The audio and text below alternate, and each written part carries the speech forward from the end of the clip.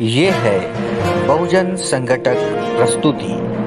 आप देख रहे हैं बहुजन संघटक। आपल्या महाराष्ट्राच्या बाहेर सुद्धा ज्या फेसबुक पेजवरून आपला आत्ताच सगळे सांस्कृतिक कार्यक्रम आपण दाखवले, हे पेज जगातल्या जवळपास 23 देशांमध्ये पाहिलं जातं। 25 लाखापेक्षा जास्त त्या पेजचे आपले दर्शक आहेत आणि म्हणून मगापासून आपले सगळे सांस्कृतिक कार्यक्रम आपल्या बहुजन संघटक नावाच्या फेसबुक पेजवरून ते लाईव्ह सुरू आहेत। त्यामुळे इथं बसलेली माणसं किती आहेत ते मला माहित नाही, पण जगातली लाखो माणसं आपली जयंती पाहत आहेत। आपल्या सर्वांना आज बाबासाहेब आंबेडकरांच्या जयंतीच्या निमित्तानं सबंध जगामध्ये मिरवणुका आहेत, असे वेगवेगळे सांस्कृतिक कार्यक्रम आहेत आणि या सांस्कृतिक कार्यक्रमाच्याही माध्यमातून आपल्या सगळ्यांमध्ये, कारण आपले गायक असतात किंवा आपले लेखक असतात किंवा आपले वेगवेगळे कार्यक्रम असतात, या कार्यक्रमांच्या माध्यमातून फक्त मनोरंजन करणं हा आपला उद्देश नाहीये। सातत्यानं गेले अनेक दिवस झालं आम्ही आंबेडकर जयंत्यांच्या निमित्तानं भूमिका मांडत आहोत, लोकांपर्यंत पोहोचत आहोत, कारण आजही इतक्या मोठ्या समस्या आहेत। बाबासाहेब आंबेडकरांना समजून घेताना आजही आपल्या सगळ्या लोकांना प्रचंड त्रास होतोय। बाबासाहेब आंबेडकर आपल्या समाजामध्ये जन्माला आले म्हणून बाबासाहेबांना मानणारा एक मोठा वर्ग आहे। इतका मोठा माणूस माझ्या समाजात जन्माला आला, जातीच्या अभिमानापोटी बाबासाहेब आंबेडकरांना मानणारा जो वर्ग आहे, त्या वर्गाला बाबासाहेब आंबेडकरांचे वास्तविक आदेश आणि त्यांच्या वास्तविक सूचना, हे आदेश आणि सूचना काही आपल्यापर्यंत पोहोचत नाही आहेत। म्हणून मी कार्यक्रमाच्या सुरुवातीलाच प्रयत्न करतो आहे की मनोरंजनाच्या बाहेर सुद्धा एक जग आहे। कोणीतरी एका विचारवंतांना म्हटलेलं आहे की सोचना बहुत मुश्किल काम होता है और इसीलिए दुनिया में बहुत कम लोग सोच पाते हैं। किसी के भी बस की बात नहीं है। सोचना बहुत मुश्किल काम होता है आणि त्यामुळे मला कधी कधी या गोष्टीचं दुःखही वाटतं की आजही आपण बाबासाहेब आंबेडकरांमध्ये जेव्हा माणसं मनोरंजन शोधतात तेव्हा आमच्यासारख्या अनेक लोकांना त्याचं दुःखही होतं।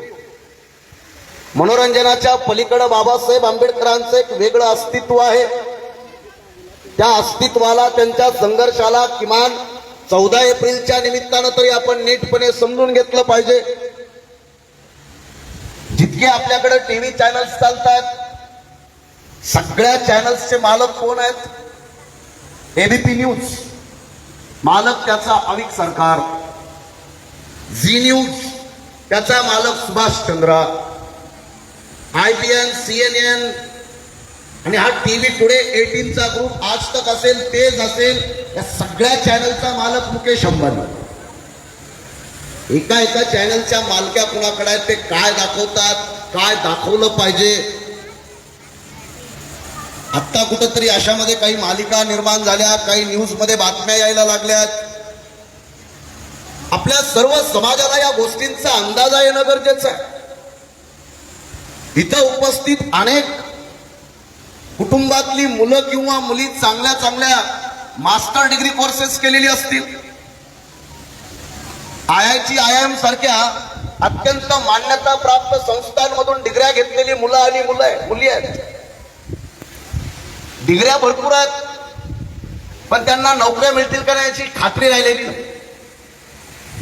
आणि या कोरोनाच्या कालखंडामध्ये एवढं तर आपल्या लक्षात आलं असेल की सरकारी नोकरी पाहिजे, प्रायव्हेटची कितीही चांगली असली काही उपयोग नाही, एवढं तर आपल्याला या 2 वर्षामध्ये जाणवलं असेल।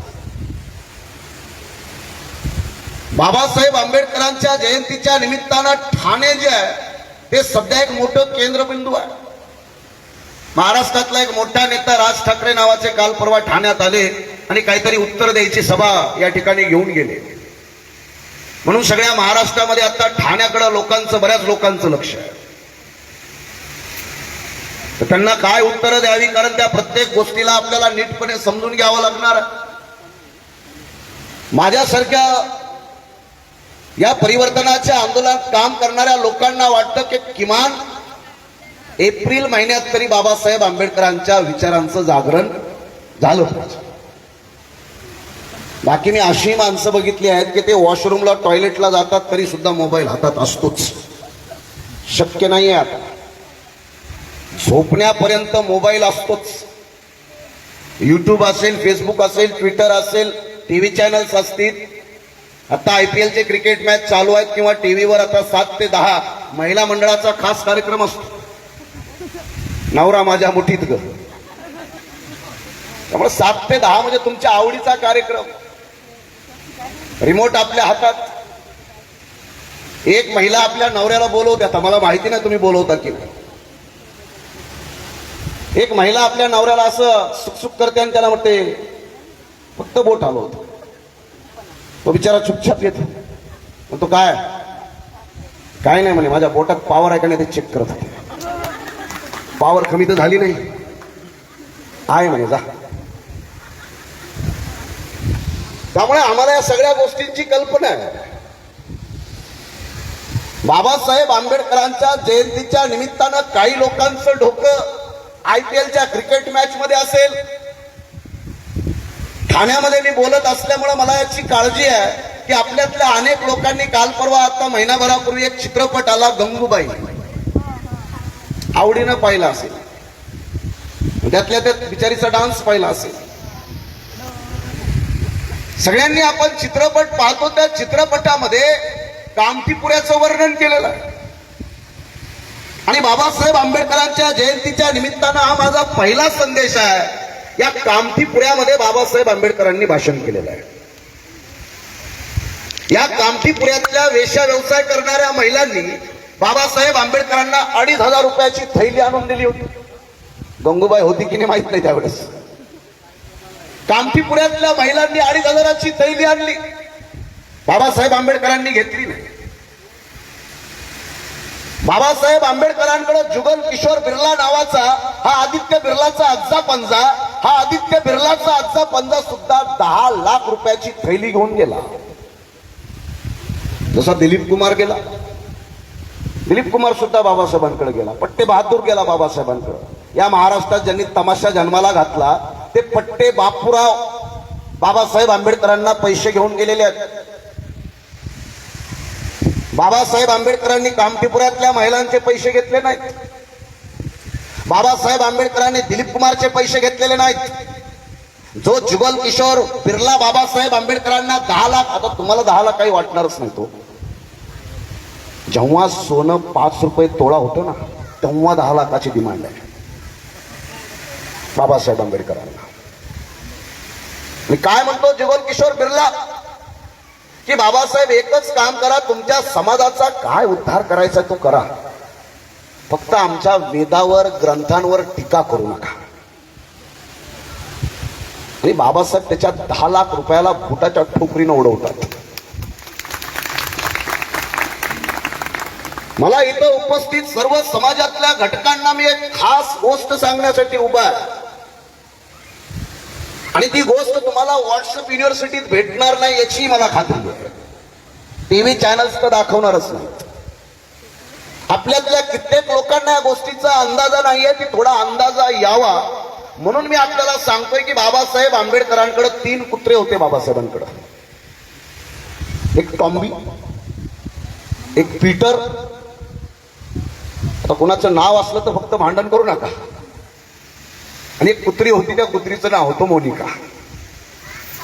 तर एका कार्यक्रमात मी गेलो, एक मुलगी आली माझ्याशी भांडायला. मी म्हटलं अरे बाबा ते ठेवलं होतं त्याला मी काय करू. बाबासाहेब आंबेडकरांच्या दिल्लीच्या घरामध्ये मोनिका नावाची लहानशी कुत्री बाबासाहेब आंबेडकरांचे तळवे चाटायची आणि बाबासाहेबांना झोपेतून उठवायची. मी यासाठी सांगतोय की आपल्यातल्या अनेक लोकांना एक अहंकार आहे. शिका, संघटित व्हा, संघर्ष कराच्या पलीकडचा बाबासाहेब समजून घ्यायला महाराष्ट्र तयार आहे की नाही. जसे तुमच्या सगळ्यांचे बँक खाते आहेत, बाबासाहेब आंबेडकरांचंही बँक खातं होतं. याच मुंबई मधल्या ग्रीन लेज नावाच्या बँकेत बाबासाहेबांचं खातं होतं. SBI नावाच्या बँकेत बाबासाहेबांचं खातं होतं. आणि 6 डिसेंबर 1956ला बाबासाहेब आंबेडकरांचा तोही इतिहास आम्ही पाहिलाय. बाबासाहेबांच्या खात्यात 1 रुपया सुद्धा नव्हता. 6 डिसेंबर 56चे बँक स्टेटमेंट उपलब्ध आहेत. तुम्हा सगळ्यांना काही कल्पना येते काय, की अंदाजा येतोय का? आज त्यांच्या संघर्षामधून, त्यांच्या मेहनतीमधून आपल्या केसापासून नखापर्यंत आपण त्यांच्या उपकारात दबलेले असताना आज आपल्यातल्या अनेकांच्या बँकांमध्ये चांगल्या रकमा सेव्ह डिपॉझिट आहेत, असल्या पाहिजे. तुम्हा सगळ्यांना बाबासाहेब आंबेडकरांची काही कल्पना येते का म्हणून मी काही प्रश्न विचारतोय. आणि महाराष्ट्रातल्या छत्रपतींना विचारतोय. जे महाराष्ट्रातले छत्रपती, माझी अपेक्षा होती की इथले प्रतिनिधी बसतील, थांबतील, तुमचं बोलणं झालं, आमचंही जरा ऐकून घ्या. महाराष्ट्रामध्ये घोषणा दिली जाते की छत्रपती का आशीर्वाद, चलो नरेंद्र मोदी के साथ. आता काल परवा आले होते प्रधानमंत्री. भारताला एकदम अजित प्रधानमंत्री भेटले, ते तर सगळ्यांना माहितीच आहे. कधी पोपटासोबत खेळतात, बघितले पोपटासोबत खेळताना, कधी मोरासोबत खेळतात. आमच्यासारख्या लोकांना वाटतं की मोदीजी एकदा वाघासोबत पण खेळून जा. काय बिचारे त्या पोपटाला आणि मोराला त्रास देतात. बघा एकदा घ्या पंगा, तुमच्याही डोक्याचा ताप मिटेल, आमच्याही डोक्याचा ताप मिटेल. प्रधानमंत्री काल परवा आले पुण्यामध्ये, पण ते आजपर्यंत शिवाजी महाराजांचा जिथं जन्म झालाय त्या रायगडावर जाऊन शिवाजी महाराजांच्या पाया पडलेले नाहीत. हा विचारा.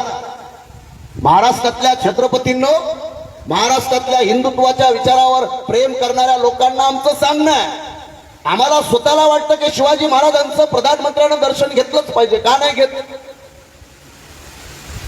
बरं, बाबासाहेब आंबेडकरांचं दर्शन घ्यायची इच्छा नाही हो, तरी सुद्धा चैत्यभूमीला येऊन पाया पडाव्या लागतात. ही ताकद तुमच्या लक्षात येते का? मी तुलनात्मक ताकदीचा अंदाज सांगतोय. ज्या कालखंडामध्ये महाराष्ट्रातल्या तुमच्या माझ्या पूर्वजांच्या सावल्या चालत नव्हत्या, स्पर्श चालत नव्हते, जाती चालत नव्हत्या, त्या कालखंडात 1934 ची एक MBBS ब्राह्मण समाजातली मुलगी, 1934 MBBS ची मेडिकल स्टुडंट ब्राह्मण समाजातली मुलगी बाबासाहेब आंबेडकरांना म्हणतात की मला तुमच्याशी लग्न करायचंय. बाबासाहेबांच्या ताकदीचा अंदाज येतो काय समाजाला? अरे ज्या जातीचं, ज्या समाजाची सावली सुद्धा या देशामध्ये विटाळ मांडली जाते, त्या बाबासाहेब आंबेडकरांसोबत लग्न करण्यासाठी 1934 ची महिला जर तयार होते, तर बाबासाहेब आंबेडकरांच्या शक्तीचा अंदाज आपल्या समाजाला येतोय का? ही सामान्य गोष्ट आहे, ही सामान्य बाब नाही आहे. मी इथं उपस्थित सर्व समाजातल्या लोकांना बाबासाहेब आंबेडकरांच्या शक्तीचा एक अंदाज आणून देण्याचा प्रयत्न करतोय. कारण मला याची चांगली कल्पना आहे की माणसं आपली असतात, पण माणसांच्या डोक्यातला जो विचार असतो तो विचार काही आपला राहिलेला नाही. तो फक्त आपला दाखवायला, आपला माणूस आहे, आपला माणूस आहे. म्हणून एक शायर म्हणतो की बेईमान कौन से, कौम म्हणजे समाज, बेईमान बेईमान कौम से जो खुलेआम हो गए, सफर में सियासत के वो नाकाम हो गए. सफर में सियासत के वो नाकाम हो गए. कुर्सियों के चक्कर में जो नेता बिक गए तो मुन्नी से भी ज्यादा बदनाम हो गए. मुन्नी से भी ज्यादा बदनाम हो गए. मंत्री झाला, आमदार झाला, अरे पण बदनामी किती आहे रे राजा. आपल्यातल्या अनेक लोकांना या गोष्टींचा अंदाज आहे. बाबासाहेब आंबेडकरांवर बोलणं फार सोपं आहे, बाबासाहेब आंबेडकरांना समजून घेणं तितकंच कठीण आहे. आपल्यातल्या सगळ्या लोकांना माहिती आहे की अनेक लोकांना मध आवडतो, हानी आवडते. अनेक लोकांना मध पाहिजे, पण मध माशा जे डंक मारतात ना, तो डंक नाही पाहिजे. समजतंय? मध पाहिजे, पण मधमाशांचा डंक नाही पाहिजे. आम्हाला सगळ्या गोष्टी पाहिजे, पण त्या फुकट पाहिजे, मोफत पाहिजे. अजून आमच्या आयुष्यात प्रगती पाहिजे, पण ती फुकट पाहिजे, मोफत पाहिजे. इतक्या समस्या तोंड वासून बसलेल्या आहेत. बाबासाहेब आंबेडकर म्हणजे कोण आहेत? ज्या कालखंडामध्ये या भारतातली माणसं गांधीजींना देवासारखं पूजत होती, देवासारखं. तुम्हा सगळ्यांना बाबासाहेब आंबेडकरांचा एक अंदाज लक्षात आला पाहिजे की त्यांच्या काम करण्याची मेथड काय आहे, त्यांच्या काम करण्याची पद्धत काय आहे. शहरातल्या सगळ्या लोकांच्या समोर बाबासाहेब आंबेडकरांनी एक दुःख घोषित केलेलं आहे. त्यांच्या मनामध्ये खंत राहत आलेली आहे. बाबासाहेब आंबेडकरांच्या काम करण्याच्या पद्धती अद्यापपर्यंत आपल्या लक्षात आलेल्या नाहीत. बाबासाहेब आंबेडकर गांधीजींना भेटायला गेलेले आहेत आणि हा RSSचा संस्थापक गोळवणकर हा स्वतः बाबासाहेब आंबेडकरांना भेटायला आलेला आहे. मी 2-3 महत्वाचे उदाहरणं सांगतोय, तुमच्या नीटपणे लक्षात ठेवू द्या. बाबासाहेब आंबेडकर गांधीजींना भेटायला जातात. बाबासाहेबांची आणि गांधीजींची भेट होते. गांधीजी इथं नाकाच्या एकदम टोकावर चष्मा घालायचे. बाबासाहेब भेटायला आले तर गांधीजी त्या चष्म्यातून बघत नव्हते, त्या फटीतून बाबासाहेबांकडे बघत होते. बसले बाबासाहेबांची त्यांची चर्चा झाली. त्या चर्चेत बाबासाहेबांनी एक प्रश्न विचारला की गांधीजी, तुम्ही वर्ण व्यवस्था मानता का?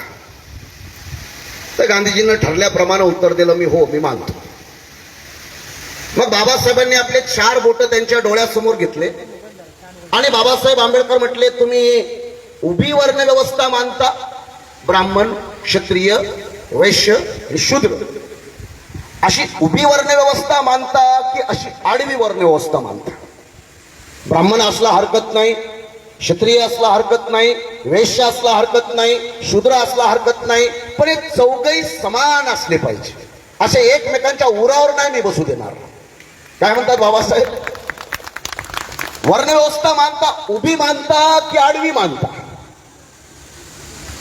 गांधीजींनी बाबासाहेबांचा हात पकडला आणि म्हटला, ते वो खड़ी है कि आड़ी है, मैं मानता हूं, मुझको शब्दों में मत फसाओ. बाबासाहेब आंबेडकरांच्या काम करण्याच्या खास पद्धती आहेत. गांधीजींची हत्या एका माणसानं केली, नथुराम गोडसे नावाचे. बरं, हत्या केली तर केली. इतके बदमाश, इतके कपटी लोक आहेत की हत्या करणाऱ्या मुलानं स्वतःची खतना केलेली आहे. हत्या केलेल्या मुलाने स्वतःची खतना केली, स्वतःच्या हातावर नाव गोंदवलं, गोल टोपी घातली, काजळ घातली, दाढी वाढवली, मग गांधीजींना गोळ्या घातल्या. किती बदमाश असतील सांगा बरं. त्याचा शोध लागला म्हणून बरं, त्याच्यावरून पूर्ण देशात दंगली झाल्या, लाखो माणसांच्या कत्तली झाल्या. या सगळ्या दंगली पूर्ण भारतातल्या गांधीजींच्या हत्येच्या बाबतीमध्ये कुठल्या तरी मुस्लिम मुलानं त्यांची हत्या केली, अशा प्रकारचा खोटा उदांड रचना करून गांधीजींची हत्या करण्यात आली. हे थांबवणारा एक महापुरुष आहे. त्या महापुरुषाचं नाव आहे पेरियार रामास्वामी नायकर, ज्यांनी ऑल इंडिया रेडिओवर येऊन त्यांनी घोषणा केली की गांधीजींना कुठल्या मुस्लिम मुलानं मारलेलं नाही, हिंदू मुलानंच मारलेलं आहे. तेव्हा त्या दंगली थांबल्या. मी काय सांगण्याचा प्रयत्न करतोय, बाबासाहेब आंबेडकरांच्या कालखंडामध्ये अशा प्रकारचे कपटी कारस्थानं हत्या केली जाते. जर गांधीजींची या देशामध्ये हत्या होऊ शकते तर बाबासाहेब आंबेडकरांची झाली नसती का? बाबासाहेब आंबेडकरांच्या हत्येचे प्रयत्न झालेले नाहीत का? मला उपस्थित सर्व समाजातल्या घटकांना हे शांतपणे, जरा तुम्ही नीटपणे याचा बारकाईने विचार करा. त्या कपटी नीच प्रवृत्ती आजही जिवंत आहेत आणि त्याचं उदाहरण आता राजस्थानमध्ये मेघवाल आडनाव असलेल्या मुलानं आता मिशा वाढवल्या तर त्या मुलाची हत्या केलेली आहे. उत्तर प्रदेशमध्ये शेड्यूल कास्टचा मुलगा आपल्या लग्नाची वरात घोड्यावर काढतो. घोड्याला त्रास होत नाही, त्रास गाढवांना होतो.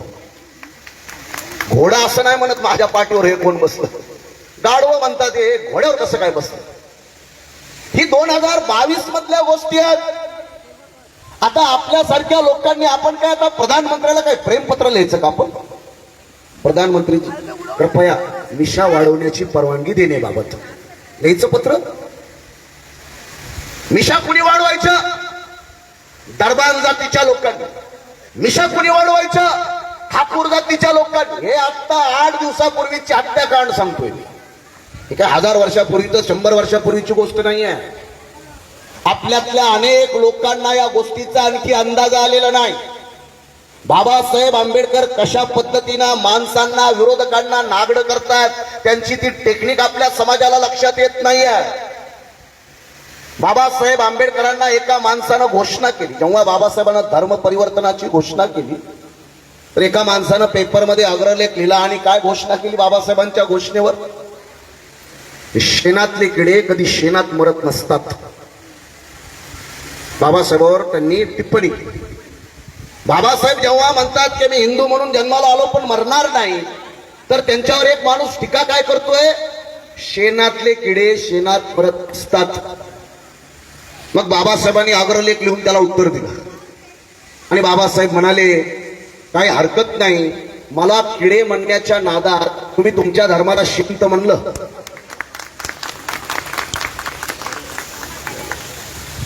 बाबासाहेब आंबेडकरांचं चित्र चरित्र आपल्याला जरा नीटपणे समजून घ्यावं लागणार. इथं उपस्थित सर्व समाज घटकांना आमचं आव्हान की बाबासाहेब आंबेडकरांच्या जयंतीच्या निमित्तानं मी संबंध महाराष्ट्रातल्या लोकांना वारंवार मी आव्हान करतोय की ही व्यवस्था, इथले विषमतावादी, इथले ब्राह्मणवादी मानसिकतेचे लोक, हे लोक बाबासाहेबांच्या पुतळ्यांना घाबरत नाहीत, ते घाबरतात बाबासाहेबांच्या पुस्तकांना. पुतळ्याबद्दल त्यांना काही आक्षेप नाहीये. एक नाही किती पुतळे बनवायचे बनवा. काय पाहिजे? गार्डन पाहिजे, पुतळा पाहिजे, रंगरंगोटी पाहिजे. ही आपल्या लोकांची दिवसेंदिवस जी मागणी आहे. महाराष्ट्राच्या कानाकोपऱ्यामध्ये जितके डीजे वाजतात ना, कोणाच्या पैशावर वाजतात रे डीजे? कोणाचे पैसे आहेत? त्या पैशाच्या पाठीमागचा शोध घ्या. महाराष्ट्रातल्या मी तमाम लोकांना या निमित्तानं विनंती करतोय, आपण आनंद उत्सवाच्या विरोधातले लोक नाही आहोत, पण आपल्याला आंबेडकर जयंतीच्या निमित्तानं काही संकल्प करण्याची आवश्यकता आहे. आंबेडकर जयंतीच्या निमित्तानं आपल्याला काही भूमिका ठरवण्याची आवश्यकता आहे. मी इथं उपस्थित लोकांना एक साधा प्रश्न विचारतो. तुमच्यातल्या किती लोकांनी ऐकलंय मला माहित नाही, पण इतिहासामध्ये तुम्ही चाफेकर नावाच्या माणसाचं नाव ऐकलं असेल. शिकवतात ते शाळेमध्ये, चाफेकर बंधू. बरं, का म्हणून चाफेकर बंधू शिकवतात? तर त्यांनी इंग्रजांच्या रॅड नावाच्या अधिकाऱ्याला गोळ्या घातल्या होत्या म्हणूनच ना. बरं, रॅडला गोळ्या का घातल्या होत्या? तर त्याचा इतिहास सापडतो की पुण्यामध्ये प्लेग नावाचा आजार आला आणि त्यावेळेला 98 लाख लोक प्लेगनं मेली आणि चाफेकरांना ते सहन झालं नाही. पुण्यात पण अनेक लोक मेली, म्हणून चाफेकरांनी रॅडला गोळ्या घातल्या की तुमच्यामुळं ती प्लेगची साथ पसरत. आता आपल्याकडे उपलब्ध आकड्यानुसार पूर्ण भारतामध्ये जवळपास 5 लाख लोक कोरोनानं मेली आहेत. एकट्या महाराष्ट्रामधला कालपर्यंतचा आकडा आहे 1,48,000. एवढी लाखोनं माणसं मेली. आता याचा हिशोब कुणाला मागायचा आपण?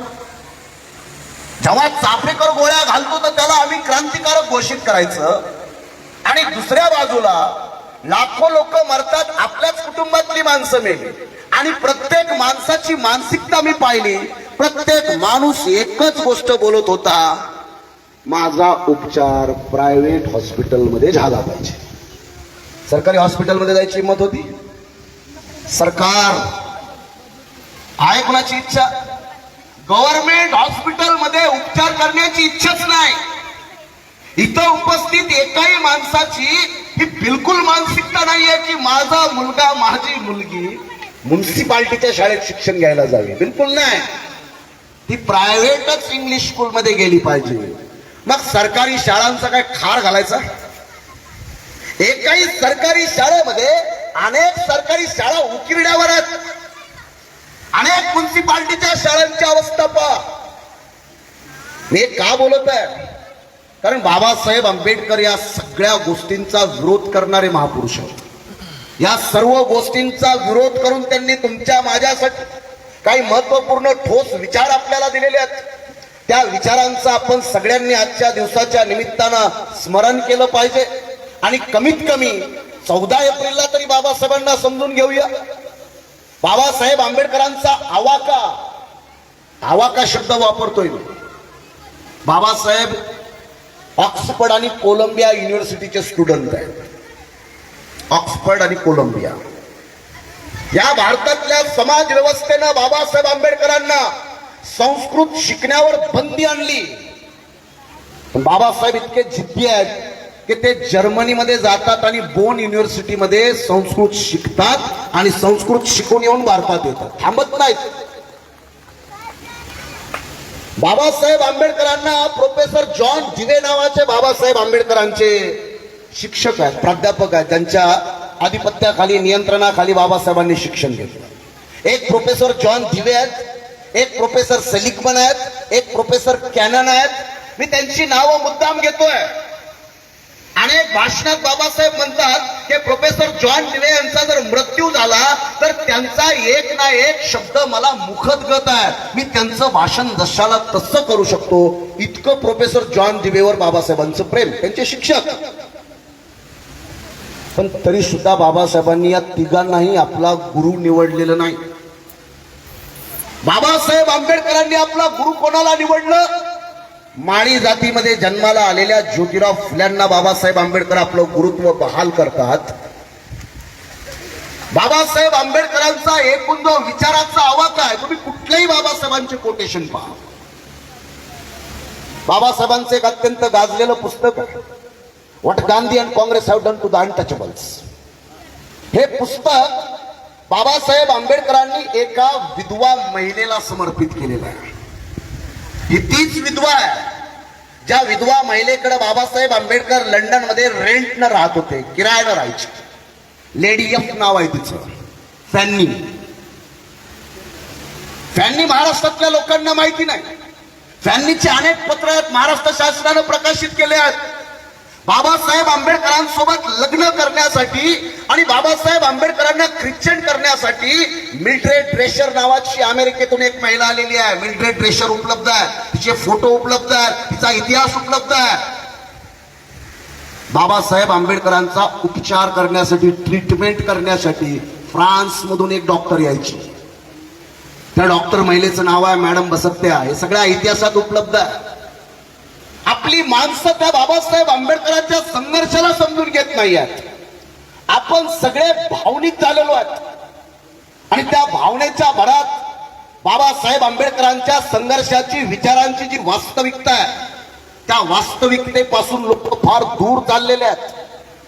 जसा एखादा जुन्या काळात खंडोबा मसोबा सारखा एखादा कुठंतरी दगडाला शेंदूर फासून त्याची जी पूजा चालायची, हा अशा प्रकारचा पायंडा सुरू झालेला आहे.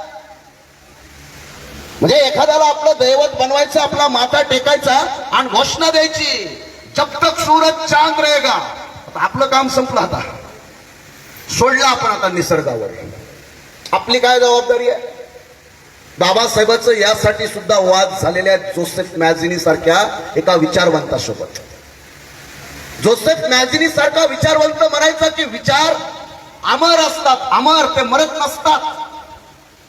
आणि बाबासाहेब आंबेडकर म्हणतात की मला जोसेफ मॅझिनीचं मत पटत नाही. मला असं वाटतं की एखाद्या झाडाला जर वेळोवेळी पाणी दिलं नाही तर झाड करपून मरतं, तसं विचाराला जर प्रचारक भेटले नाहीत तर विचार सुद्धा मरतात. हा सिद्धांत आहे बाबासाहेब आंबेडकरांचा.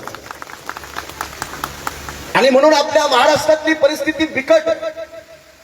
मला या गोष्टीची कल्पना, मी लाखो लोकांमध्ये गेल्या 20-22 वर्षापासून काम करतोय. महाराष्ट्रात आपल्या सगळ्यांची अवस्था इतकी बिकट आहे की आपल्यातल्या अनेकांना बाबासाहेब आंबेडकरांच्या वैचारिक बाजू आणि भूमिका समजून घ्यायचं कठीण आहे. अहो, साधी पुस्तकांची नावं जेव्हा आम्ही सांगतो तर लोकांना काहीतरी त्याचं वेगळंच वाटतं. का? कारण हे सगळं कुठंतरी बुद्धिभेद करण्याचे प्रयत्न सुरू आहेत. बाबासाहेब आंबेडकरांच्या एका एका पुस्तकामध्ये, एका एका सिद्धांतामध्ये, एका एका विचारामध्ये इतकी प्रचंड मोठी शक्ती आहे. पण ती शक्तीचा प्रचार आणि प्रसार कुठंतरी थांबायला. मी आपल्या सर्वांच्या उपस्थितीमध्ये 1-2 आणखी महत्वाचे मुद्दे सांगून थांबणार. मी काही लोकांचा उल्लेख केला, काही महिलांचा उल्लेख केला, तो मी मुद्दाम केला. ते जरा आपल्या सगळ्यांना आपल्या विचाराच्या कक्षा जरा मोडीत काढाव्या लागतील. बाबासाहेब आंबेडकर एखाद्या रॅम्से मॅकडोनल्ड सारख्या इंग्लंडच्या प्रधानमंत्र्याला जो झुकवतात तर काहीतरी ताकद असेल ना. या भारताचा एक मोठा नेता सरदार वल्लभभाई पटेल घोषणा करतो राज्यसभेमध्ये की बाबासाहेब आंबेडकर यांना संविधान समितीत घुसू देणार नाही. काय हॉटेलच्या टपरीवर केली का घोषणा? हॉटेलच्या टपरीवर नाही केलेली आहे. ही भारताच्या राज्यसभेत सरदार पटेलांचं ऑन रेकॉर्ड भाषण उपलब्ध आहे. काय भाषण आहे? भारताच्या संविधान समितीत बाबासाहेबांना घुसू देणार. त्या काळातल्या काँग्रेस पार्टीचा दिग्गज नेता, भारताचा गृहमंत्री राहिलेला माणूस. बरं, बाबासाहेब तरी सुद्धा भारताच्या संविधान समितीमध्ये या सगळ्यांच्या नाकावर टिचून बाबासाहेब आंबेडकर संविधान समितीमध्ये जातात. सगळ्यांचा विरोध मोडून एवढे दिग्गज लोक विरोध करतात आणि बाबासाहेब पोहोचतात. मला इथल्या सर्व घोडबंदर वासियांना मला विनंती करायची आहे, जे इथले नागरिक आहेत, आमच्या महिला असतील, पुरुष असतील, आपल्या सगळ्यांनी आंबेडकर जयंतीच्या निमित्तानं विचारांचं चिंतन करणं आवश्यक आहे. आणि हा विचार जोपर्यंत तळागाळापर्यंत पोहोचत नाही, तुमच्यातल्या अनेक लोकांना या गोष्टीचं आणखी भान आलेलं नाहीये. याच महाराष्ट्रामध्ये लाखो लोकांचे मराठा समाजाचे मोर्चे निघतायत. आरक्षण भेटलंच पाहिजे. आपण काही विरोधात आहे का? आपल्यालाही वाटतं भेटलंच पाहिजे, सर्व समाजाला भेटलं पाहिजे. पण आपल्या सगळ्यांना या गोष्टीचा एक अंदाज आला पाहिजे. महाराष्ट्राचा पहिला मुख्यमंत्री यशवंतराव चव्हाण, महाराष्ट्राचा मागचा शेवटचा मुख्यमंत्री पृथ्वीराज चव्हाण, सगळे छत्रपती आहेत. मंत्र्यापासून दिग्गज नेत्यांपर्यंत छत्रपती आहेत. पण आरक्षण भेटत नाहीये. सुप्रीम कोर्ट म्हणतं आम्ही देऊ शकत नाही. लोक मोर्चे काढतात, पण तरी सुद्धा आरक्षण भेटत नाही. आता प्रश्न हाच आहे की इथं उपस्थित कोणी माळी असेल, तेली असेल, ओबीसी असेल, भटका असेल, आदिवासी असेल, इथला एसटीतला मातंग असेल, चर्मकार असेल, त्यांना जाऊन एवढाच प्रश्न विचारा की अरे बाबा, तू कधीतरी कोणतं आंदोलन केलं होतं का? तुला आरक्षण भेटले? या संबंध हजारो हजार जातीतल्या लोकांनी कोणतंही आंदोलन केलं नाही, कोणतंही निवेदन दिलं नाही, पण त्या हजारो जातींना आरक्षण मिळवून देणारा नेता बाबासाहेब आंबेडकर आहे. ज्या आरक्षणाला धोक्यात आणल्या गेलेलं आहे त्याचं महत्व काय आता लक्षात येणार नाही. कारण नोकर भरत्याच बंद आहेत, तर तुम्हाला आरक्षणाचं काय महत्व लक्षात येणार? फक्त आता आपल्या मुलांच्या मुलींच्या डिग्र्या आहेत ना, त्या डिग्र्या मस्त प्रेम करून आता घरामध्ये लावण्याची वेळ आलेली आहे. आपल्या मुलांनी मी तर इतकी पाहिली आहेत, बीडीएस वाले तर सगळेच बेरोजगार आहेत. बीडीएस, बीएचएमएस, बीएएमएस, इंजिनिअरिंगच्या कोणत्याही फॅकल्टीचे मुलं आणि मुलं पहा, master degree, BBA, BCA, MBA, कोणती डिग्री मला सांगा तुम्ही, एएनएम, जीएनएम पासून कोणती डिग्री, त्याला नोकरी नाहीये. सगळ्यांना बसून वाटतं सरकारी नोकरी भेटली पाहिजे, सरकारी नोकरी भेटली पाहिजे. आपण इथं उपस्थित, मला तुमच्या माझ्या सगळ्यांच्या मनात जी चलबिचल असते ती कायम पैशावरून चलबिचल असते. पैसे आले पाहिजे. आणि बाबासाहेब आंबेडकरांचा इतिहास पाहिला तर बाबासाहेबांच्या स्वाभिमानाची तुलना नाही होऊ शकत. बाबासाहेब आंबेडकरांची एक नाही 4-4 मुलं जेव्हा मृत्युमुखी पडतात, निमोनियाच्या आजारानं मरतात, बाबासाहेब आंबेडकरांनी आपला गंगाधर नावाचा मुलगा मेला तर पत्र लिहिलं बाबासाहेबांनी. ते 26 जुलै 1926 ते पत्र उपलब्ध आहे. काय पत्र लिहितात बाबासाहेब? बाबासाहेब पत्र लिहितात की माझा 2.5 वर्षाचा गंगाधर दिसायला सुंदर होता, पण या पोराला निमोनिया झाला आणि हा मेला. मी या मुलाला स्मशानात नेऊन दफन केलं, पण त्याला झाकण्यासाठी जो पांढरा कपडा असतो ते कफन विकत घेण्यासाठी माझ्याकडं पैसे नव्हते. अशी होती माझी आर्थिक परिस्थिती. हे लेखी स्वरूपात उपलब्ध आहे. ही काल्पनिक गोष्टी नाही आहेत. बाबासाहेब आंबेडकरांनी जितकी गरिबी पाहिली ती आपण पाहिली. बाबासाहेब आंबेडकरांचा पूर्ण परिवार, पूर्ण कुटुंब पण बाबासाहेब म्हणतात मी किती जरी गरीब असलो तरी माझा स्वाभिमान मी कुणाच्या दावणीला कधी बांधलेला नाही. हे बाबासाहेब आंबेडकर आहेत. जी लोक आम्हाला सांगतात साहेब जमत नाही, फार गरिबी आहे, थोडी मजबुरी आहे, जरा अडचणच आहे, हे तर फारच विचित्र लोक आहे. अरे कोणत्या काळामध्ये आपण संघर्ष करून पोहोचलोय? बरं तुम्हाला काही फुकट भेटत असेल तर मला त्याबद्दलही काही बोलायचं नाही, भेटू दे, भेटणार आहे. एक पिढी दोन पिढी आपली जगली, आता तिसऱ्या पिढ्यांचं जे आयुष्य आहे ते पूर्णतः धोक्यात आलेलं आहे. मी महाराष्ट्रातल्या देशातल्या एका युनिव्हर्सिटीचा जेव्हा आम्ही रिसर्च करतोय, ज्या प्रायव्हेट इन्स्टिट्यूट आहेत, ज्या डीम्ड युनिव्हर्सिटी आहेत, डी.वाय. पाटील सारखी युनिव्हर्सिटी आहे, भारती विद्यापीठासारखी युनिव्हर्सिटी आहे, एमजीएम सारखी युनिव्हर्सिटी आहे, एमजीएम सारख्या संस्था आहेत, तुमची इच्छा असली तरी तिथे ऍडमिशन नाही घेऊ शकत. हे भविष्यातलं सांगतो. तुम्हाला फक्त वाटेल भविष्यामध्ये माझा मुलगा मुलगी MBBS ला, हे वाटेल, व्यवहारात असं होणार नाही. 25, 30, 50 लाख रुपये फीस भरण्याची आपली ताकद आहे? कोणत्या माणसाची ताकद आहे? दाखवा मला एक माणूस जे NEETच्या आणि CETच्या. कारण मी तुमच्या मुलांवर का बोलतोय, कारण तुमचं प्रेम बाबासाहेबांवर किती आहे ते मला चांगलं माहिती आहे. पण तुमच्या मुलांवर तुमचं प्रचंड प्रेम आहे, मला चांगलं माहिती आहे. मी महाराष्ट्राच्या कानाकोपरा पिंजलेल्या पैकी एक आहे. त्यामुळे महाराष्ट्रातलं चित्र चरित्र, लोकांची मानसिकता आणि खास करून त्यांचा सबकॉन्शियस माइंड हिपोक्रेसी ढोंग आहे. बरं, या सगळ्या परिस्थितीमध्ये जी लोक स्वाभिमानानं उभी आहेत, एकदा जोरदार टाळ्या वाजवून आपण त्यांचंही अभिनंदन केलं पाहिजे. असं नाहीये की स्वाभिमानी लोकांबद्दल आपल्याला आदर नाहीये, पण ढोंगी लोकांचं काय करायचं? तर कोणाकोणाची कपडे फाडायचे हो, ते म्हणजे दगड उचलला की ते सापडलंच. आश्चर्य वाटतं. ते काल परवा गेल्या वर्षी तुम्ही पाहिलं असेल, बिहार नावाच्या राज्यामध्ये निवडणूक झाली आणि बिहारमध्ये एक नवीन राजकीय पक्ष आहे. त्या पक्षाचं नाव आहे CPI माले. मा अँड ले. मा म्हणजे माओ, ले म्हणजे लेनिन. या दोघांच्या विचारातून जन्माला आलेला पक्ष. बरोबर बोलतोय मी? या पक्षानं बिहारमध्ये 13 आमदार निवडून आणले. बरोबर? कोणी कोणी बघितली गेल्या वर्षीची बातमी? बिहार सारख्या राज्यात माओ कोण? हा चीन मधला एक मोठा राजा होऊन गेला, एक मोठा योद्धा होऊन गेला, माओ सेतुंग.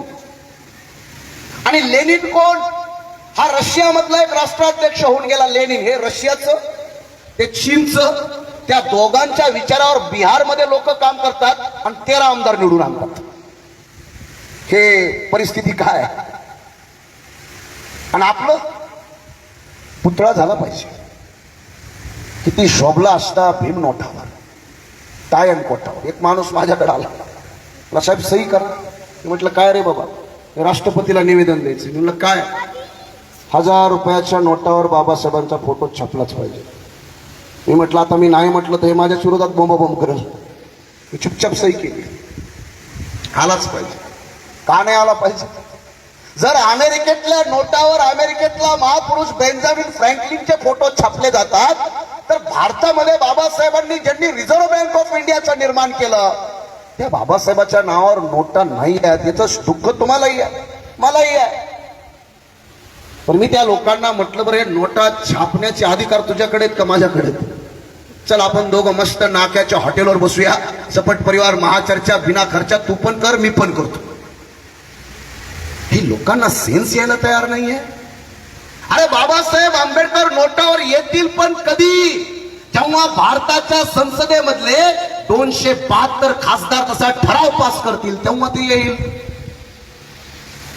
हे खासदाराची वानवा झाली. आता जमानत वाचवता वाचवता नाकात दम, डिपॉझिट वाचवता काय बोलायचं? हे झालं पाहिजे, ते झालं पाहिजे. हे झालं पाहिजे ठीक आहे. मी त्याच्याही पुढे जाऊन आपल्या समाजाला मी या निमित्तानं संदेश देऊ इच्छितो. बाबा माझ्यासारख्या लोकांना वाटतं त्या नोटावर काय छापायचं ते छापा, पण त्या नोटा बहुजनांच्या घरात आल्या पाहिजे. हे एक वेगळी प्रक्रिया आहे. नाही तर उद्या चालून नोटावर आपला महापुरुष येईल, पण नोटा सगळ्या टाटा, बाटा, गोयका, मित्तल, सहारा, रिलायन्स, गोदरेज, बजाज, अदानी, अंबानी, मफतलाल, बिर्ला, आता नवीन आलेला कुणी माल्ल्या, कुणी नवीन आलेला सत्यम, नोटा त्यांच्याकडेच. कारण आपण काही शेअर मार्केटमध्ये नाही येत ना. तुम्हाला इंडेक्स निफ्टी कळते ना, 50 कळते ना, बीएससी कळते ना, एनएससी कळते. भारताच्या अर्थव्यवस्थेचा कणा इंडेक्स 50 म्हणजे काय? या भारतातल्या अशा 50 कंपन्या आहेत की त्या 50 कंपन्यावर भारताची अर्थव्यवस्था चालते. आपलं काय त्याच्यात? आपण शासकीय class 1, class 2, class 3, class 4, class less कर्मचारी. आपण अर्थव्यवस्थेत कुठेच नाही आहेत. या बॉम्बे स्टॉक एक्सचेंज मध्ये स्वतःचं ऑफिस बाबासाहेब आंबेडकरांचं होतं. ज्या बाबासाहेब आंबेडकरांनी सर्वात जास्त रिसर्च पैशावर केला, ज्या बाबासाहेब आंबेडकरांचा सगळ्यात जास्त अभ्यास अर्थव्यवस्थेवर आहे. आणि मी भारतातल्या तमाम गांधी, गोळवणकर, नेहरू पासून आगरकर, चिपळूणकर, कर्वे, बर्वे, रानडे या सगळ्यांना आमचं आव्हान आहे. अरे तुमचं कवडीचं सुद्धा योगदान नाही आहे. भारताच्या अर्थव्यवस्थेला मजबूत करणारा सुद्धा बाबासाहेब आंबेडकर आहेत. फक्त एक माणूस त्याचं नाव घेणं गरजेचं आहे बिचारायचं, नाही तर अन्याय होईल. दादाभाई नौरोजी. भारताच्या पूर्ण इतिहासात अर्थशास्त्राचं समजत असलेले हुशार व्यक्तिमत्व कोण? दादाभाई नौरोजी. बाकीच्या लोकांना काय माहित नाही. कोणी चरखा चालवते तर कोणी गुलाब घेऊन फिरते, काय पत्ताच नाही. अरे अर्थशास्त्र आणि अर्थनीती बाबासाहेब चालवतात. त्या समाजाची आपली अवस्था काय आहे? मी गोळवणकरांचा उल्लेख केला मगाशी. गांधीजींच्या हत्येच्या नंतर संपूर्ण देशामध्ये त्या लोकांवर हल्ले चालू झाले. हल्ले, माणसांचे हल्ले. गांधीजीला कुणी मारलं? हिंदू मुलानं मारलं. कोणत्या मुलानं मारलं? गोडसेनं मारलं. गोडसे कोण? शेंडीवाला आहे, सापडलं. आता हे थांबवण्यासाठी माधवराव गोळवणकर बाबासाहेबाला भेटायला गेलेले आहेत. दोघांचा वार्तालाप झाला. बाबासाहेबाला ते म्हणतात, काय हे बरं नव्हे. बाबासाहेब गोळवणकरांना म्हणतात, गोळवणकर, तुमच्या पूर्वजांनी जे विषारी झाड पेरलं होतं ना, त्या विषारी झाडाचे हे फळं तुम्हाला खायची भोगायची पाळी आली. हे बाबासाहेबांचं गोळवणकरांना स्टेटमेंट. मी आपल्यातल्या अनेक लोकांच्या समोर बाबासाहेब आंबेडकरांच्या काम करण्याच्या अनेक पद्धतीपैकी या काही पद्धती आपल्या पुढे मी मांडत आहे. एक श्रीनिवासन शास्त्री नावाचा एक दक्षिण भारतातला नेता, त्या नेत्यानं खुल्याम भाषण करून सांगितलं की बाबासाहेब आंबेडकर इंग्रजांचे हस्तक आहेत. बाबासाहेब मद्रासला गेले मग, आणि मद्रासमध्ये बाबासाहेबांनी त्याच्या गावात जाऊन बाबासाहेबांनी भाषण केलं. आणि भाषण करताना बाबासाहेब म्हणतात की श्रीनिवासन शास्त्री हे इंग्रजांच्या मांडीवर बसलेलं कुत्र आहे असं मी बोलू शकतो, पण मी बोलणार नाही. बाबासाहेबांचं भाषण. मी बोलू शकतो म्हणे, पण मी बोलणार नाही. बोलून तर गेले. बाबासाहेब आंबेडकर आपल्या शत्रूंना कशा पद्धतीनं नामोहरम करत गेलेले आहेत? बरं, कोणत्या कालखंडात करत गेलेले आहेत? तुम्ही इथं उपस्थित मला प्रत्येकाची चांगली जाणीव आहे. प्रत्येकाच्या हातामध्ये किमान 15,000 पासून 1 लाख रुपयापर्यंतचा अँड्रॉइड मोबाईल असेलच. इतकी माणसं आहेत आपली. Android mobile. बरं, इतके गरीब लोक बघितले मी गाव खेड्यापर्यंत. रोज 50-100 रुपयाचा गोवा गुटखा खातात आणि थुकतात. रोज थुकतात. आणि ते थुकत थुकत मला म्हणतात, साहेब मी फार गरीब आहे. काय म्हणतात? रोज 100 रुपयाचा गोवा गुटखा खाऊन थुकणारा माणूस. बरं, रोज 100 रुपये म्हणजे महिन्याचे किती हो? 3,000. वर्षाचे 18,000 रुपये वर्षाचे. त्यापेक्षा कमी नाहीच. 18,000 रुपये रोज खाऊन थुकणारा माणूस किती गरीब असणार आहे सांगा? ही आपल्यातली बहाणेबाजी आहे. आपल्याला स्वतःचे शौक, स्वतःची मौज मजा पूर्ण करण्यासाठी सगळं आहे. तर आमची मंडळी, मला माहिती नाही, आता जयंती उत्सवासाठी आम्ही कलेक्शन केलंच असणार आहे. हे कलेक्शन करताना काय त्रास होतो, काय उत्तर येतात त्याची आपल्या सगळ्यांना चांगली कल्पना आहे. आता उगाच कशाला कुणाची नावं घ्यायची, काय आपण चर्चा करायची? म्हणजे असं झालेलं आहे की मीच बाबासाहेबांवर उपकार करतोय. धरा बरं पैसे, जा बरं इथून निघा. काय बरं, मी इथं उपस्थित, मला माहिती नाही सरकारी कर्मचारी किती आहेत. मला एक उत्तर द्या की तुमच्या नवऱ्याला किंवा नोकरीला बायको असेल तर बायको दर महिन्याला 4 संडे असतात. 4 संडे म्हणजे काय हो? संडे म्हणजे मटण नाही, आम्ही खाणारच, आम्ही सोडणार नाही. 4 संडे घरी बसायचं, काम करायचं नाही, घरी बसायचं. घरी बसून मटण खायचं, घरी बसून मस्त लुंगी घालायचे, बायको लेकरात बसायचं, त्यांच्यासोबतच राहायचं. पण पगार मात्र खात्यावर पडणार की नाही पडणार? त्या 4 दिवसाचा पगार बुडतो का? जर एखाद्या कर्मचाऱ्याला 40,000चा पगार असेल तर असं गृहीत धरा की रोज 1,000 रुपयाचा ज्याला पगार आहे त्याला महिन्याला 4,000 रुपये फुकट भेटतात घरी बसून मटण खायचे. अरे ते फुकटचे तर पैसे दे बाबासाहेबाला, तुझ्या मेहनतीचे नको, तुझ्या मेहनतीचे बायको लेकरालाच दे, किती द्यायचे ते दे. फुकटचे तरी इतकी माणसं इतकी पराकोटीची झाली आहेत. मी आपल्या सगळ्यांना हे बोलत असताना काही गोष्टी मी म्हणतो टोचल्या, केस उद्या माझ्यावर. मी अनेक आमदार, खासदार, मंत्री, नगरसेवक गिळून बसलेला माणूस आहे, चगळून थुकून दिली आहेत.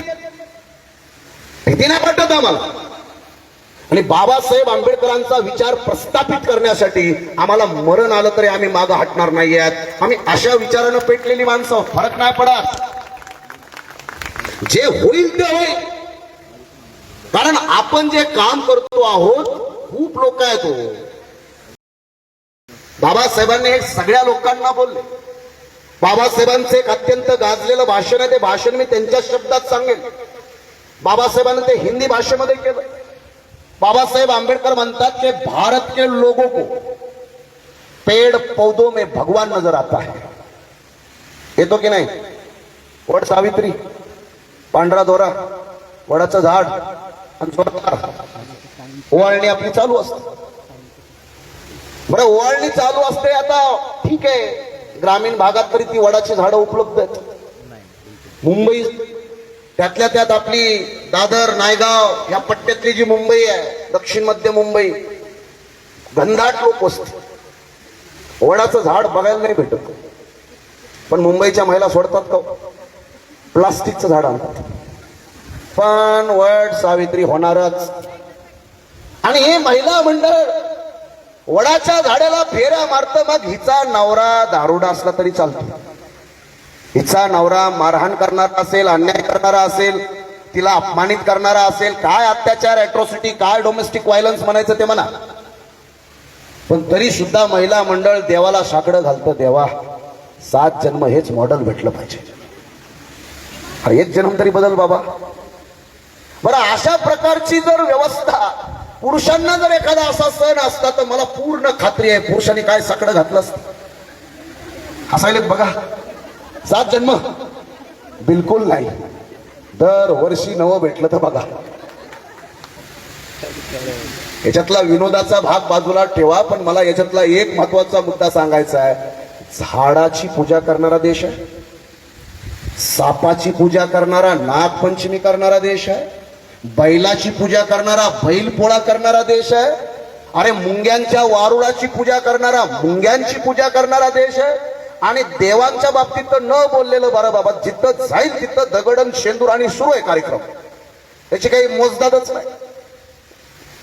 ही बाबासाहेब आंबेडकर बोलतात कि भारत के लोगों को पेड़ पौधों के अंदर भगवान नजर आता है, भारत के लोगों को सांप और बिच्छुओं के अंदर भगवान नजर आता है, लेकिन डॉक्टर आंबेडकर के अंदर उनको एक अच्छा नेता क्यों नजर नहीं आता, ही प्रश्न विचारतायत बाबासाहेब आंबेडकर. का नाही दिसत चांगला नेता?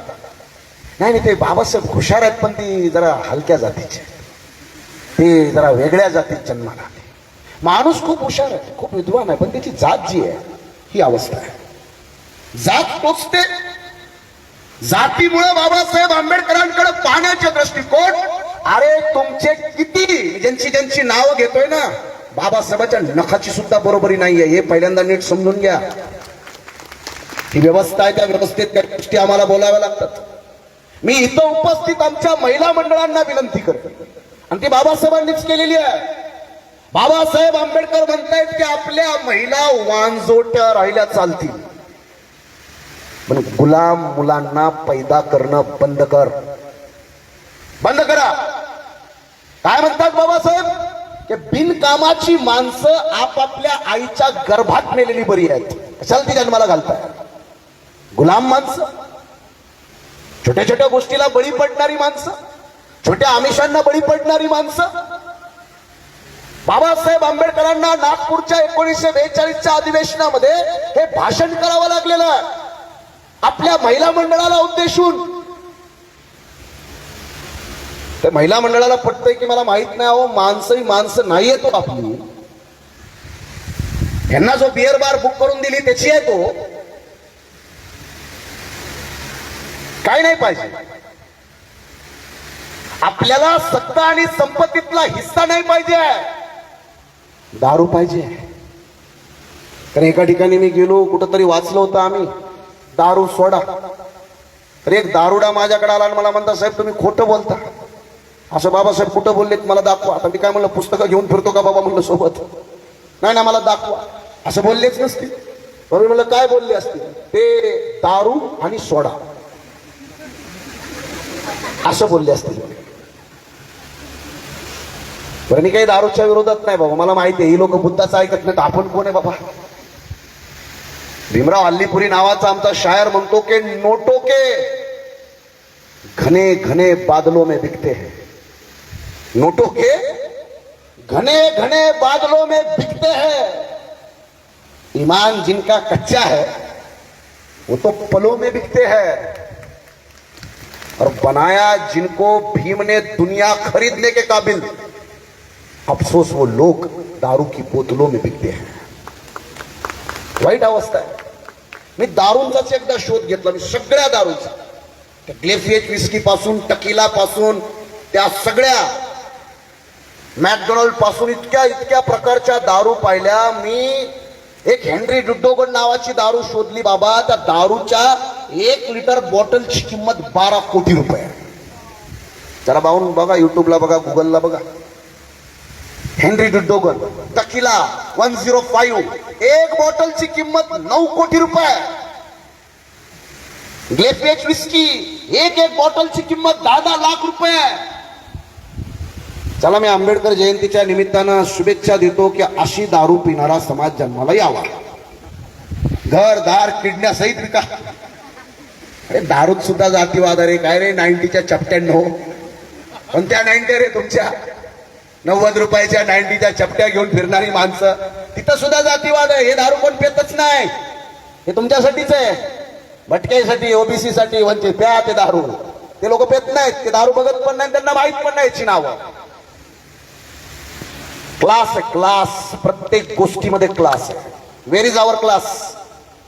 कोणता क्लास आहे आणि कोणत्या उद्दिष्टासाठी आपले संघर्ष आहेत? बरं, जे आपल्याला मिळालंय त्याच्यावर तुम्ही संतुष्ट असाल तर कशाला या सगळ्या गोष्टी बोलायच्या आहेत ना? संतुष्ट तर संतुष्ट. तुम्हाला जर आहे त्या परिस्थितीमध्ये समाधान असेल तर माझ्या बोलण्याचा काही अर्थच उरत नाही. जर तुम्ही आहे त्या परिस्थितीमध्ये असमाधानी असाल तर या चर्चेला अर्थ आहे. म्हणून आपल्या सगळ्या या घोडबंदर मध्ये मला माहिती आहे, आपला सगळा व्हिडिओ सोशल मीडियातून महाराष्ट्रात, देशात, आणि मी खुलेआम बोलतोय. मला भीती नाहीये कोणत्या गोष्टीची, कधी वाटलीही नाही. का भीती वाटेल? तर खुद्द बाबासाहेब आंबेडकरांचा कायदा आमच्या पाठीशी भक्कमपणे उभा आहे, तर आम्हाला इतकं घाबरण्याची आवश्यकता नाही आहे. आणि स्वतःचे हक्क अधिकार प्राप्त करण्यासाठी एवढा तगडा संघर्ष तर करावाच लागणार आहे. हे काय आपल्याला फुकट भेटणार नाहीये. बांधवांनो, भगिनींनो, अनेक गोष्टी आहेत, अनेक मुद्दे आहेत. पण मला वाटतं या कार्यक्रमाचा सांस्कृतिक कार्यक्रम पण आहेत, आपणही सगळे आहात, त्यामध्ये जेवणाच्या प्लेट आणि सगळं आपली वाट बघत आहे. मला त्याची कल्पना आहे, त्यामुळे मी अधिकच्या गोष्टी लांबवणार नाही आणि तुमच्यामध्ये सांस्कृतिक कार्यक्रमामध्ये मी जास्त अंतर घेऊ इच्छित नाही. पण या कार्यक्रमाचा मी शेवट करत असताना एक छोटीशी गोष्ट सांगून मात्र नक्की याचा शेवट करेल. ही गोष्ट मात्र जरा मरेपर्यंत लक्षात ठेवावी एवढी माझी अपेक्षा. गोष्ट फार सोपी आहे, तुम्ही लहानपणी सगळ्यांनी ऐकली असेल की एक टोपीवाला होता आणि तो टोप्या विकायचा. कोणी कोणी ऐकली टोपीवाल्याची गोष्ट? सगळेच विद्यार्थी आहेत, सगळ्यांना माहितीच असणार आहे. आता टोपीवाल्याच्या गोष्टीमध्ये आपल्या सगळ्यांना माहिती आहे, प्रधानमंत्र्याचा मुलगा प्रधानमंत्री, आमदाराचा मुलगा आमदार, खासदाराचा मुलगा खासदार. मग टोपीवाल्याचा मुलगा काय होणार? टोपीवालाच. टोपीवाल्याचा मुलगा टोपीवाला झाला, पण टोपीवाला एकदा टोप्या विकत असताना काय केलं? तो आंब्याच्या झाडाखाली झोपडा, त्या झाडावर माकडं होती, माकडं खाली आली, टोप्या घेऊन वरी गेली. हा झोपेतून उठला, पाहतो तर काय, त्याची ती बॅग जी आहे, पिशवी जी आहे ती रिकामी, सगळ्या टोप्या माकडांच्या डोक्यावर. हा खालून त्या माकडांना दगड मारतो, माकडं वरून कच्चे आंबे तोडून याला मारतात. हा टोपीवाला हताश निराश होतो आणि स्वतःच्या डोक्यावरची टोपी खाली आदळतो. जशी त्याने टोपी आदळली, सगळी माकडं पटापट पटापट टोप्या खाली टाकतात, तो पिशवीमध्ये भरतो आणि निघून जातो. त्या टोपीवाल्यानं आपल्या मुलाला सांगितलं की बाळा, मी व्यवसाय करताना माझ्यासोबत असं झालं होतं, तुझ्यासोबत कधी असा प्रसंग आला तर तू असा मूर्खपणा करू नकोस. मुलाला सांगितलं आणि मुलासोबत पण योगायोगानं तेच झालं जे बापासोबत झालं. मुलानं डोकं चलवलं, बाप ने बताया था बंदरों के साथ झगडा नहीं करने का. मग त्या मुलानं काय केलं, स्वतःच्या डोक्यावरची टोपी अशी खाली आदळली. पण घडलं सगळं उलट पुलट. त्या झाडावरून एक असं माकड खाली पडत आलं ज्याच्याकडे टोपी नव्हती, ते टाकलेली पण टोपी घेऊन वरी गेला. तो मुलगा विचार करायला लागला की बापानं काहीतरी वेगळंच सांगितलं. तर त्या झाडावर असलेलं एक माकड त्याला म्हणतं, म्हणे हरामखोरा, तुझ्याच बापानं सांगितलं होतं का? आमच्याही बापानं सांगितलं होतं. मग आपल्या बापानं काय सांगितलंय? आपल्या बापाला तुम्ही काय बाबासाहेबांपेक्षा हुशार माणसं आहे का? ज्या माणसानं हजारो हजार वर्षाची व्यवस्था उलटून पालटी केली आहे, त्या बाबासाहेबांपेक्षा जास्त हुशार आहेत तुम्ही. बाबासाहेब आंबेडकरांना युगपुरुष म्हणतात, तर युगपुरुषाची एक दृष्टी असते युगानं युग बघण्याची. एवढं तर मान्य करा. 50 वर्षानंतर काय, 100 वर्षानंतर काय. तुमच्यातल्या सगळ्या लोकांना मी माझ्या वतीनं एक शेवटचा संदेश देऊन थांबत. तुमच्यातल्या अनेक लोकांनी मोजेसचं नाव कोणी ऐकलंय? मोजेस. ते नाव माहित होणं कठीण. अल्बर्ट आइन्स्टाईन कोणी कोणी ऐकलं? ते सगळ्यांनाच माहिती आहे. Albert Einstein. मार्क झकरबर्ग, ते तर काय आता हातातच आहे, झकरबर्गच खिशात घेऊन फिरतो आपण. त्यामुळे मार्क झकरबर्ग माहित नाही असं कोणी बोलणारच नाही. मी यांची नावं यासाठी घेतली की सगळी ज्यू धर्मीय लोक आहेत. ज्यूज जसं आपण आहेत तसे ज्यूज धर्मीय लोक आहेत. आणि आपल्या सगळ्यांना मी यासाठी सांगतोय की या ज्यू धर्मीय लोकांमध्ये ज्यांना देवासारखं पूजलं जातं, त्या माणसाचं, त्या विचारवंताचं नाव आहे मोजेस. आणि हा मोजेस नावाचा विचारवंत काय म्हणतो की माणसाला एक हात नसला चालेल, माणसाला एक डोळा नसला चालेल. कारण आम्ही आरशात पाहत आहोत की आपल्यातले अनेक लोक जे आहेत ते सातत्यानं कुठंतरी रंगभेदामध्ये अडकलेली आहेत. रंगभेद समजतो आपल्या सगळ्यांना? रंगभेद म्हणजे मी टीव्हीवर एक ऍडव्हर्टाईज पाहिली, एक मुलगी थोडीशी काळवंडलेली, तिला बघायला एक मुलगा आला आणि त्या मुलीचा चेहरा बघितला, थोडीशी काळपट वाटली, त्यानं नकार दिला आणि तो निघून गेला. मग तिची आई तिच्याकडे आली, म्हटली बाळा फेर अँड लवली लाव. मग तिनं फेर अँड लवली लावली, मग तिचा चेहरा उजळला. कारण आपण रंगाच्या बाबतीतलं किती मजबूत ऍडव्हर्टायझिंग चालू आहे. रंगभेद, त्याला रेसिझम आपण म्हणतो. वंशभेद आहे, रेसिझम आहे, कास्टिझम आहे. गेल्या वर्षी 2021ला आफ्रिका खंडातली एक निग्रो मुलगी, झिझिया नाव आहे तिचं, ती मिस युनिव्हर्स झालेली आहे. खरं आहे की खोटं आहे? हातवरी करून सांगा. ज्या महिलांनी मुलींनी बघितल्या, तर बाकीच्यांना माहितीच नाही, तर त्यांना काय कळणार खरं आहे की खोटं आहे? एक झिझिया नावाची ब्लॅक मुलगी, ब्लॅक. अमेरिकेतल्या लोकांनी एक नवीन संकल्पना जन्माला घातलेली आहे, ब्लॅक ब्युटी. त्यांनी त्यांच्या रंगाला लाजले आणि शरमले नाहीत, तर त्यांनी ब्लॅक ब्युटी नावाचं जग उत्पन्न केलं. आणि गेल्या वर्षी एक ब्लॅक मुलगी जगातली सगळ्यात रूपवान मुलगी म्हणून तिला घोषित करण्यात आलं. हे जरा नीटपणे समजून घ्या. मोजेस काय म्हणतोय की माणसाला एक हात नसला चालेल, एक पाय नसला चालेल, एक डोळा नसला चालेल, त्याला नाक नसलं चालेल, तो भुटका असला चालेल, त्याला एखादी किडनी नसली चालेल. मरत नाही एक किडनी नसेल तर, पण त्याला डोकं पाहिजे बाबा. काय म्हणणं आहे त्याचं? आता आपली सगळ्या माणसांची, महिला पुरुष, आपलं एक अभियान चालू आहे. नाक कसं आहे, डोळे कसे आहे, नाक कसं आहे, रंग कसा आहे, डोळे कसे, उंची, आपलं सगळं त्यातच. नाक, डोळे, उंची.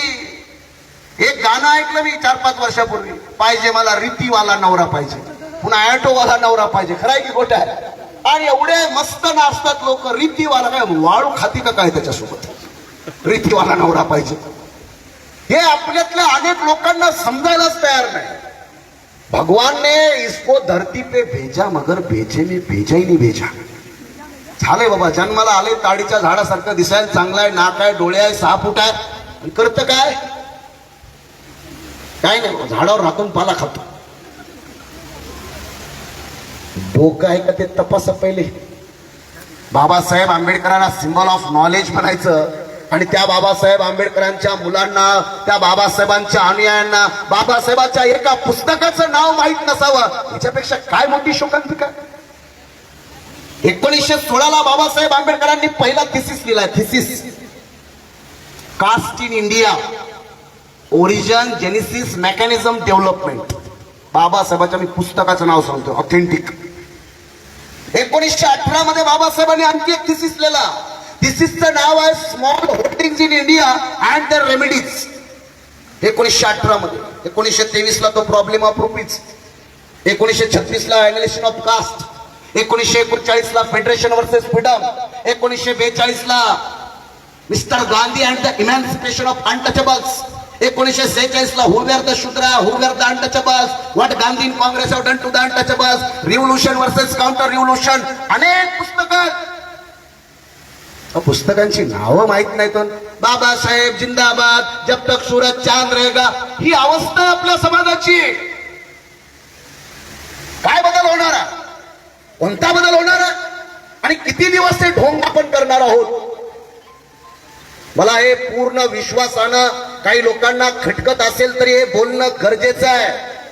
किमान इथून पुढच्या तरी आपल्या ज्या पिढ्या आहेत त्या बाबासाहेबांच्या प्रत्येक विचाराचा अभ्यास करणाऱ्या बनाव्या, ही आमची या निमित्तानं रास्त अपेक्षा आहे. नाचायचं तर नाचा बाबा, ते नाचणं काही मी थांबवू शकत नाही, पण नाचायच्या सुद्धा स्पर्धा आहेत ना. DID सारखी स्पर्धा असते, कुठं डान्स इंडिया असतो, कुठं डान्स सुपरस्टार असतात. बरं, या स्पर्धांमध्ये जर आपले मुलं मुली पोहोचले आणि चांगले कोरिओग्राफर घडले तर अभिमान वाटेल की नाही आपल्याला? बाबासाहेबाला बी अभिमान वाटेल, आपल्यालाही अभिमान वाटेल. मी आपल्या मुलांना आव्हान करतोय की नाचा, पण नाचण्याच्या क्षेत्रात सुद्धा आपला झेंडा गाडला पाहिजे आणि तिथं सुद्धा आपल्या मुलांचं करिअर घडलं पाहिजे. नाहीतर हे नाचतंय कमी, लाता घालतंय जास्त. काय नाचतंय का दुश्मन्या काढतंय काही कळत नाही. नाचताना सगळ्यात जास्त भांडणं नाचताना होतात की नाही? मला धक्का लागला, मला कोपर लागला, मला लात लागली, त्याला नाचायचंच नसतं. त्याला काहीतरी आपलं ठरलेलं झालेलं त्याला काढायचे असते खुन्नस. म्हणून आपल्या सगळ्यांना माझं सांगणं आहे की ही आंबेडकर जयंती आहे. हे बाबासाहेब आंबेडकर आहेत, भल्या भल्या रती महारथीला झुकवलेला नेता आहे बाबासाहेब आंबेडकर. जर कुणी गांधीजीला देव म्हणत असतील तर मी आंबेडकर जयंतीच्या निमित्तानं सांगतोय, त्या देवाला सुद्धा झुकवण्याचा नेता हा बाबासाहेब आंबेडकर आहे. कोणाला सोडलं नाही बाबासाहेब. फक्त आणि फक्त आपल्या विद्वत्तेच्या, बुद्धिमत्तेच्या, पॉवर ऑफ नॉलेज. 2 वर्षापूर्वी एक सायंटिस्ट त्यांचा मृत्यू झाला, स्टीफन हॉकिन्स. काय होतं त्यांच्याकडे? मेडिकल सायन्स सांगतं की त्यांच्या शरीराचा एकही भाग चांगला नव्हता, एकही भाग, मेंदू सोडून.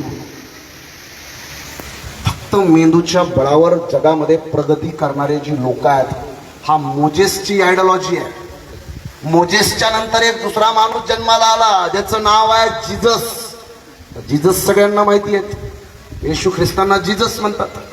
मोजेस काय म्हणतोय? मोजेस म्हणतो की एव्हरीथिंग इज इन हेड. माणसाला डोकं हवंय, हातपाय नसतील चालेल, तो काळा असला चालेल, बुटका असला चालेल, पण त्याला डोकं पाहिजे. जीजस येऊन म्हणतात नुसतं डोकं असून चालत नाही, एव्हरीथिंग इज इन हर्ट. माणसाला जर मन नसेल तर तो माणूस शैतान बनू शकतो.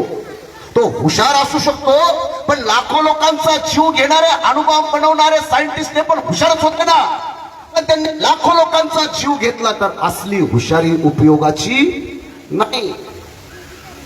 आता जिजसचा विचार काय की माणसाला मन पाहिजे, हृदय पाहिजे, प्रेम पाहिजे, दया पाहिजे. मग जिजसच्या पण विचाराला विरोध करणारा एक माणूस जन्माला आला, त्यांचं नाव आहे कार्ल मार्क्स. कार्ल मार्क्स सारखा माणूस म्हणतो की everything is not in heart, everything is in stomach. पोट महत्वाचं आहे, भाकर महत्वाची आहे. आपल्यातल्या अनेक लोकांना भाकरीचं तत्वज्ञानच माहित नाही. बाबासाहेबांचे एवढे भाषण आहेत भाकरीवर की आपल्या सगळ्यांना जर मी सांगितले तर आपला थरका पुढेल.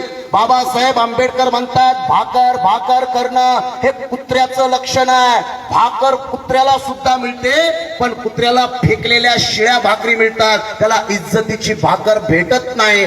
म्हणून बाबासाहेब आंबेडकर भाकरीवर भाषण करतात. माझा लढा हा पोटासाठी आणि भाकरीसाठीचा नाहीये. माझा लढा हा या देशातल्या प्रत्येक व्यवस्थेमध्ये तुम्हाला मान सन्मान इज्जत सत्ता संपत्तीत भागीदारी पाहिजे, यासाठी बाबासाहेबांची लढाई आहे. त्याला कार्ल मार्क्सही तत्वज्ञान जगभर जोमानं पसरलं. या कार्ल मार्क्सला सुद्धा विरोध करणारा एक विचारवंत, आधुनिक विचारवंत जन्माला आलाय. त्या विचारवंताचं नाव आहे स्टीफन फ्रायड. हा स्टीफन फ्रायड काय म्हणतो मार्क्सवाद्यांना, मार्क्सच्या विचारधारेला हा स्टीफन फ्रायड म्हणतो की everything is not in stomach, everything is little lower than stomach. समजते मी काय म्हणलं ते? Everything is little lower than stomach.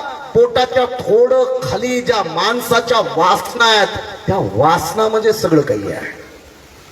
आणि आता जरा जगावर नजर फिरवा, सगळ्यावर नजर फिरवा, तुम्हाला एवढंच लक्षात येईल दुनिया जाय भाड में मैं मेरे जुगाड में.